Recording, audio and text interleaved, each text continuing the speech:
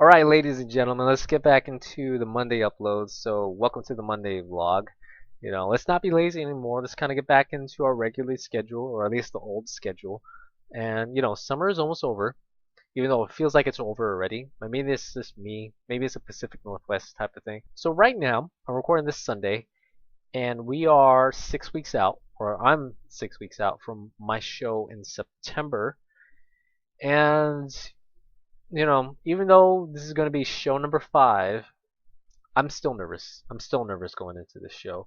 There's just a lot of things that I started to realize with training and also just some unrealistic expectations that I put upon myself, that really are weighing me down mentally, that it really kind of messes with you.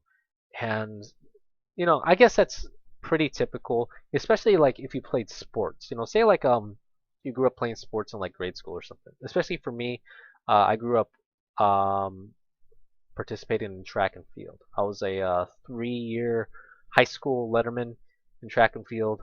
And even though, I ran varsity and stuff like that, every race felt like I could make a mistake. And that mistake always happens in the starting blocks. So whenever I practice, when we're, after school practices, whenever I practice, I always make sure that I do a little bit of extra work on the starting blocks. Whatever you do, there's always some sort of uncertainty, and you're gonna have a weird interpretation of it. And so just because of that, and knowing that there is an unknown factor in there, you're gonna be nervous for anything, right? Unless you're super positive and confident, which in my case I'm not really like super duper positive. I try to be, but there's still a part of me that's like really negative, and that's kind of like the depression side of me, which um, it's not as bad as it used to be, but it was really bad. So I still have this kind of weird balance of positive and negative energy, which I'm working on. But that's what, at least for me, lifting is doing. Like I'm really balancing that positive, negative energy right now. Right. So yeah, 6 weeks out. Before we talk about my plan of attack, let's talk about last week. Even though I don't really have much to talk about because I uploaded the last vlog on a Wednesday, I definitely could talk about the hypertrophy section, which we'll get into right now. So the hypertrophy section last week was like a change of pace.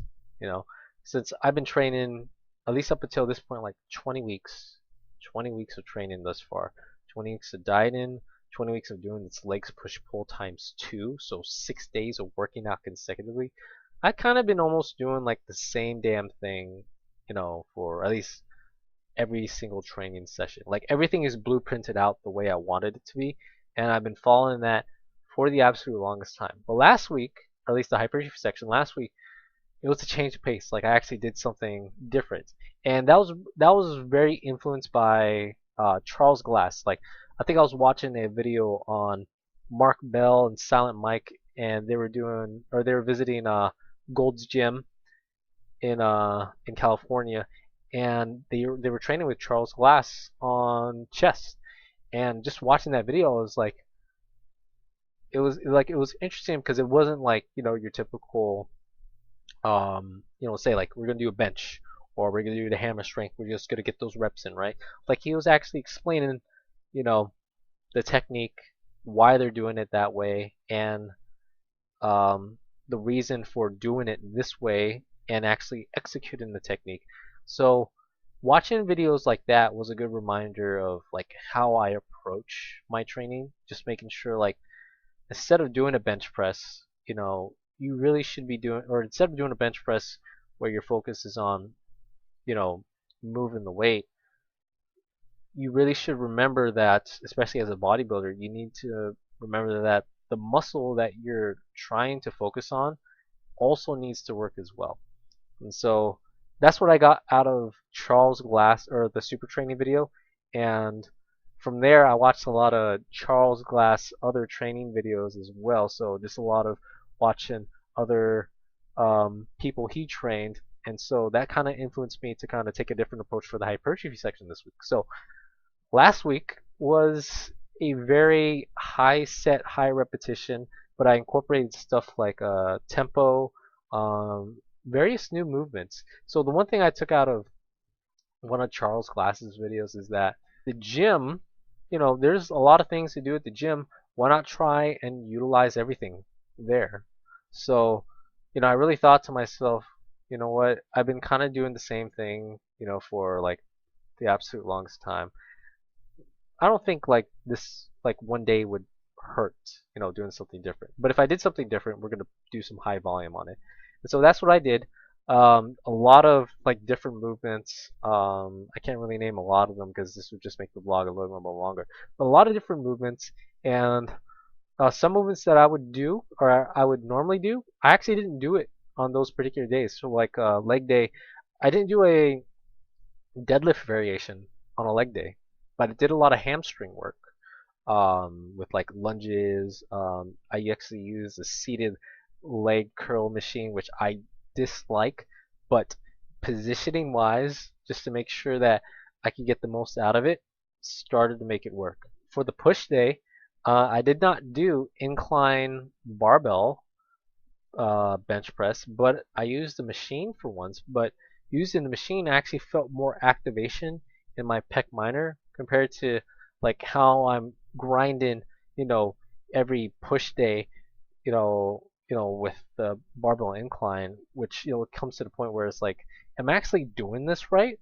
So using the machine made me realize, I think I could readjust my technique a lot better, right? And then I'm looking at my journal. Pull day was no different, just a lot of volume, but a lot of tempo work.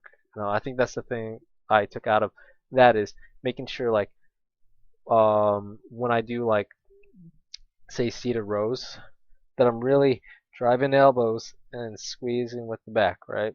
Drive the elbows, squeeze with the back. That change of pace was very refreshing. So it's kind of like I had some renewed vigor going into like leg day today.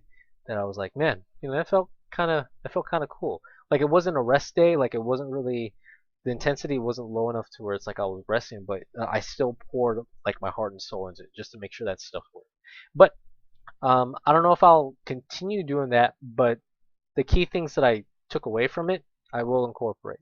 So that was last week, and so plan of attack for this week. Not really so much change in the training. It's still kind of finding my groove, but a lot of exercises that I did last week. That's like I said, it was kind of like new stuff and kind of play with variety. We'll try to see if I could slip them into my training sessions from here on out. But the big thing I'm going to be focusing on will be the diet. And so the real plan for this week is just doing a carb cycle. So I'm going to incorporate a carb cycle from now on. So I'm going to have so when we think of carb cycling, you're going to have like high carb days and then low carb days, and then you'll kind of like alternate in between those two things. So for me, since I'm working out 6 days a week and optional Saturday, but that optional Saturday is actually for cardio and a little bit of abs.